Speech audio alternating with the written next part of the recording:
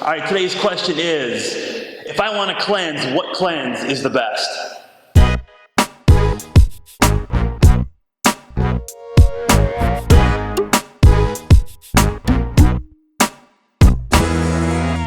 All right, so another great question. Rebecca, what cleanse is the best cleanse? Oh, heated topic. So a cleanse, or sometimes people will call it a detox. What is the best one out there? I'm going to be really boring. There are no bells and whistles on this one. First of all, I just want to back up and say, why do we do a cleanse anyway? That's a good question. If we look at the traditional American diet, high in portions, high in processed foods, very low in fruits and vegetables. It's basically a very poor diet. It's unbalanced, okay? And it definitely does affect how our body works. We feel sluggish. It's difficult for us to sleep, or we sleep too much.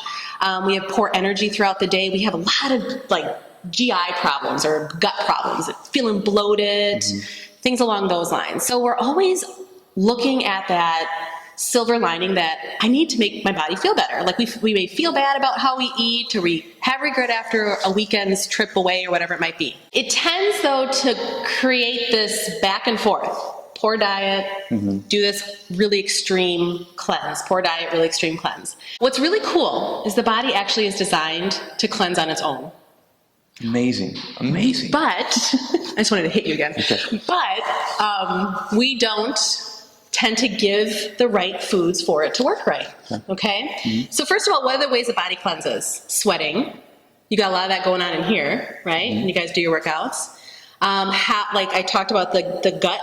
So when we urinate, have a bowel movement, the liver does a cleansing, the kidney does cleansing. So there's a lot of areas that the body does cleansing. What actually helps the body and the organs function well is a good balanced diet. Guess what food groups really shine to help with that we don't tend to have in our diet that often? I'm going to guess fruit and vegetables. You got it. There we go.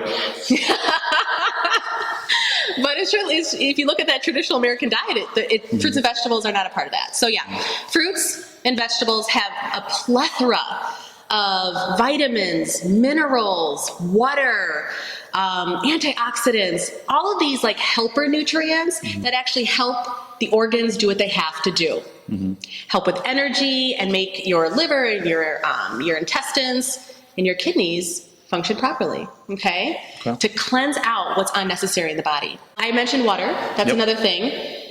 Every time I work with somebody, when we're trying to improve their diet, they're always really low on water. Because there's so many other good tasting beverages out there, right? That's right. I mean, we've got mocha lattes, different kind of flavored juices out there, and whatever else might be. It's amazing what the companies come out with, frizzy something or another.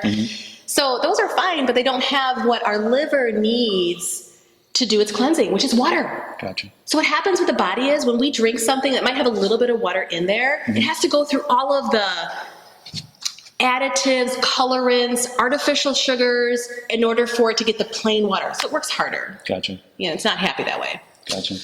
The other thing is whole grains, found in our grains group. That actually has good fiber in it, and fiber helps with the gut. So when we want to... Fiber is your friend. Fiber is your friend. You might do a little bit of the tooting, right? If you increase your fiber, you tend to have a little bit more of that kind of stuff. But your body regulates over time, so it's all good. But yeah, so fiber is very important. That's found in whole grains and our fruits and vegetables, and that helps the body do some of its natural cleansing too. So as far as and I think it's important too, perspective. Like the original question Rebecca mentioned, what's the purpose? Why are you cleansing in the first place? Are you cleansing to make up for, bad eating habits, whether it's a vacation or a holiday, or maybe just every year you do this to make up for 11 months of poor eating. And I think that it kind of turns into a cycle of this is bad, this is good, and we just seesaw back and forth without having any kind of control. Very vicious cycle. Yeah. It'll never end until you hit the middle of the ground, which is balance with your diet. Right. So I think it helps too to have a perspective where let's do this long term. Let's not seek out a 2, 3, 4 week solution. Let's seek out a 2, 3, 4, 5, 10, 20 year solution, because that's our life, and so we need to not be so, like you said, unbalanced or so kind of back and forth. And you know what that's called? A lifestyle change. Lifestyle change. I like it. Oh, yeah. So we're good. Well, thank you, Rebecca. Again, so there you go. Make smart choices. Be better. Thank you.